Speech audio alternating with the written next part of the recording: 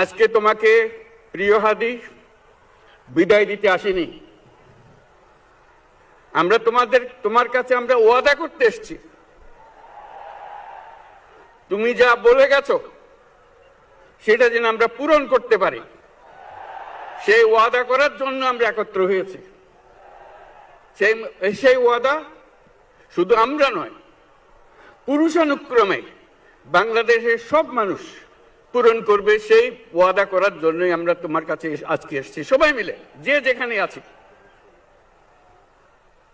আমরা তোমার যে মানব প্রেম, তোমার যে ভঙ্গি, মানুষের সঙ্গে উঠা বসা, তোমার যে রাজনৈতিক দৃষ্টিভঙ্গি, সবাই প্রশংসা করছে। সেটা আমরা মনে প্রাণে গ্রহণ করছি, যে এটা যেন আমাদের মনে সব সময় জাগ্রত থাকে, আমরা সেটা অনুসরণ করতে পারি।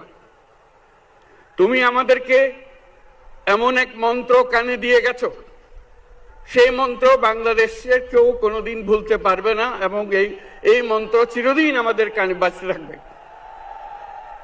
সেই মন্ত্র বাংলাদেশের বড় মন্ত্র হয়ে আমাদের জাতির সঙ্গে সংযুক্ত থাকবে। তোমার মন্ত্র ছিল বলবীর চির উন্নত মমশির। এই উন্নত মমশিরের যে মন্ত্র তুমি দিয়ে গেছো, সেটা বাংলাদেশি সন্তানের জন্মলগ্ন থেকে যতদিন সে বেঁচে থাকবে নিজের কাছে বলবে, বলবীর চির উন্নত মমশির, আমাদের শির কখনো নত হবে না।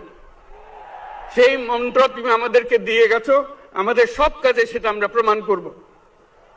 আমরা দুনিয়ার সামনে মাথা উঁচু করে চলবো, কারো কাছে মাথা নত করব না। সেই মন্ত্র তুমি আমাদেরকে দিয়ে গেছো, আমরা সেটা পূরণ করে যাব। প্রিয় হাদি, তুমি নির্বাচনে অংশগ্রহণ করতে চেয়েছিলে, এবং সেই নির্বাচনে অংশগ্রহণ করতে গিয়ে নির্বাচন কিভাবে করতে হয় তারও একটা প্রক্রিয়া জানিয়ে গেছে আমাদেরকে। সেই প্রক্রিয়া যেন আমরা সবাই মিলে গ্রহণ করি, যে কিভাবে প্রচারণা কার্য চালাতে হয়, কিভাবে মানুষের কাছে যেতে হয়, কিভাবে মানুষকে কষ্ট না দিয়ে তার বক্তব্য প্রকাশ করতে হয়, কিভাবে বিনীতভাবে মানুষের কাছে আসতে হয়, সবকিছু তুমি শিক্ষা দিয়ে গেছো। আমরা এই শিক্ষা গ্রহণ করলাম, আমরা এই শিক্ষা চালু করতে চাই। আমরা সবাই আমাদের জীবনে আমাদের রাজনীতিকে এই পর্যায়ে নিয়ে আসতে চাই, যাতে হাদি আমাদের জীবনে স্পষ্টভাবে জাগ্রত থাকে। হাদি, তুমি হারিয়ে যাবে না। তুমি